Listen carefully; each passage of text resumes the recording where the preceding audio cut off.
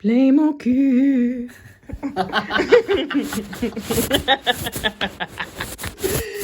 C'est supposé être un iPhone 1, esti? La caméra est vraiment pas belle, là. Mettre la bave. Non. Je vais y mettre la bave. Non. Qu'est-ce que c'est ça?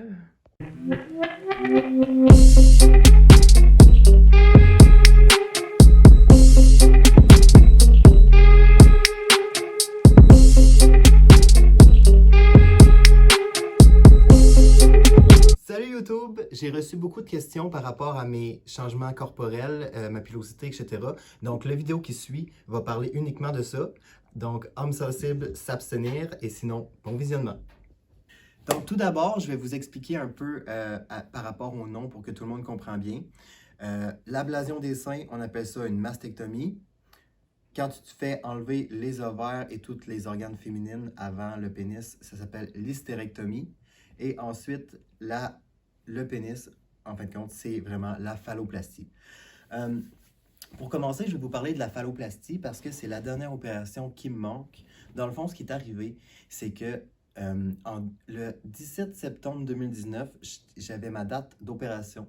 Finalement, quand je suis arrivé à cette date-là, mon poil avait repoussé. Parce que dans le fond, ce qu'ils font pour faire la base du pénis, c'est qu'ils vont utiliser tout ton avant-bras. OK? C'est sûr que là, j'ai un bras tatoué, fait qu'ils m'ont dit, prends ton bras droit. C'est toujours le bras que tu n'écris pas avec qu'ils vont choisir.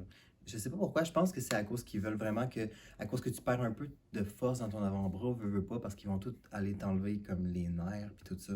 Fait qu'ils vont sûrement te dire, ben, prends pas la main que tu utilises pour écrire parce que tu as une convalescence qui peut aller jusqu'à plusieurs mois.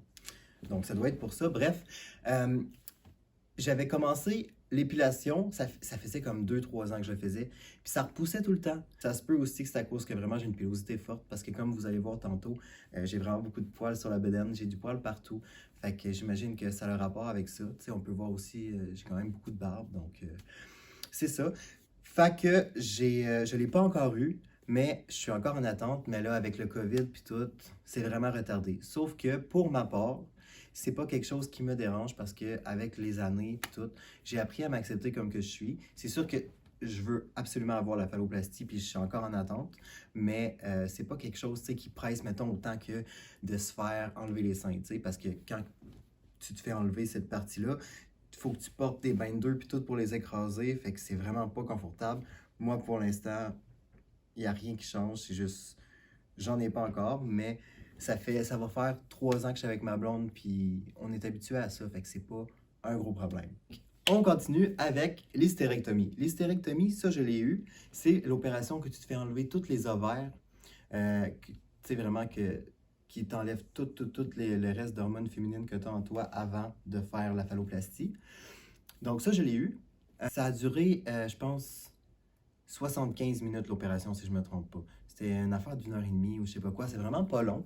Il y a plusieurs trans que j'ai vues sur des vidéos que ça leur avait fait mal. Contrairement à eux, moi, j'ai absolument rien senti. C'est vrai que je regardais vraiment à l'heure qu'il fallait que je prenne les pilules puis tout, comme aux heures prêtes. C'est sûr que quand tu te fais faire des grosses opérations de même, il faut vraiment que tu t'assures, tu sais, de vraiment être dans un endroit confortable, d'avoir quelqu'un qui va t'accompagner pendant tout le processus parce que tu peux pas vraiment bouger. Moi, pendant 3 semaines, un mois, j'ai été couché. J'avais pas vraiment mal, puis j'étais pas vraiment fatigué, mais je voulais vraiment être sûr qu'il n'y a rien qui se passe. Ils m'ont dit, tu prends pas de bain pendant 1 mois. Après une semaine, j'ai pris un bain, puis quand je suis sorti du bain, ça s'est mis à saigner partout. Je pense que c'est un de mes points de suture qui avait fondu dans l'eau chaude, peut-être. Fait que je vous le conseille vraiment pas de faire ça, parce que je me suis ramassé à l'hôpital pour que finalement on me dise que j'avais rien, tu sais, mais c'était vraiment comme, j'avais mouillé 2 serviettes complètes de sang, là. C'était vraiment quelque chose, fait que c'est pour ça que c'est pas conseillé de prendre un bain après l'hystérectomie. Tout ce que j'ai ressenti, c'était peut-être des petits gonflements dans l'estomac les premières journées, mais sinon, c'était vraiment correct. Ça s'est guéri super vite. Je sais que ça peut être stressant, mais ça s'est super bien passé. Ensuite, la mastectomie, l'ablation des seins. Moi, ce qu'ils m'ont fait, c'est qu'ils m'ont vraiment ouvert tout le bas, puis ils m'ont découpé les mamelons. Fait que c'est pour ça que, mais même ceux qui se font pas ouvrir ici, puis juste sur le côté, ça dépend de la grosseur du sein. Quand tu as des petits seins entre A et petit C, je pense, ils vont juste te faire une petite fente sur les deux côtés pour vraiment comme aller tout vider. Mais quand tu as des plus gros seins, comme exemple moi, c'est vraiment bizarre à dire, mais j'avais du double D. Fait que moi, ils ont vraiment été obligés de m'ouvrir tout en bas, que je vais vous montrer après. Ce qui est important avec la mastectomie, c'est qu'il faut vraiment que tu ne forces pas du chest ni des bras pendant un mois. Pour tous ceux qui vont avoir la mastectomie bientôt, je vous suggère fortement d'être bien entouré et de vraiment vous reposer pendant un mois si vous ne voulez pas qu'il vous arrive des petites contraintes. Donc maintenant, je vais vous montrer toutes mes cicatrices que j'ai eues. C'est sûr, vous ne verrez pas grand-chose parce que je me suis beaucoup tatoué par-dessus, mais au moins c'est le fun de pouvoir savoir qu'on peut se faire tatouer par-dessus nos cicatrices. Il a fallu que j'attende quelques années parce que quand tu as des grosses cicatrices, ça change de couleur avec le temps, ça devient de rouge, rose à blanc. Moi, il a vraiment fallu que j'attende que les cicatrices soient blanches avant de les faire tatouer, parce que sinon, là, ça se peut que la couleur ne tienne pas puis que ça paraisse trop, tu sais. Dans le fond, mes cicatrices, OK, ils m'ont tout ouvert ici. Puis je me suis fait tatouer par-dessus. J'avais peur que ça reste, mais il n'y a vraiment plus rien. Comme vous pouvez voir, ça paraît plus pantoute. Mes mamelons sont dégueulasses. Je vais vous expliquer pourquoi après. Mais j'ai l'intention de les tatouer, fait que c'est pas grave, ça me dérange pas.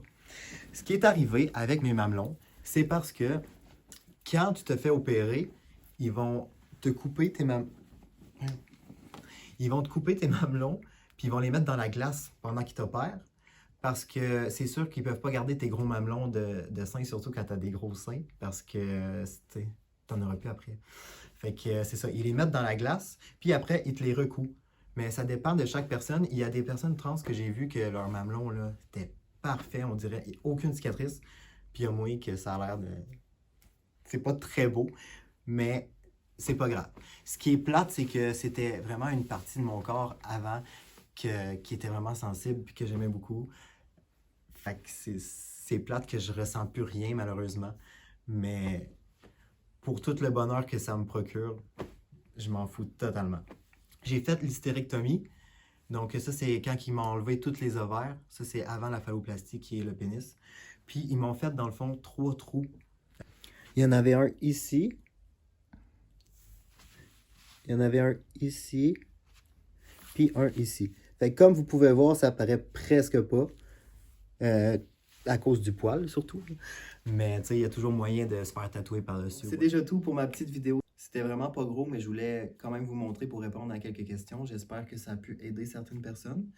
Gênez-vous pas de me laisser des commentaires si vous avez d'autres choses ou des choses que vous avez mal compris ou whatever. Et vous pouvez même m'écrire en privé.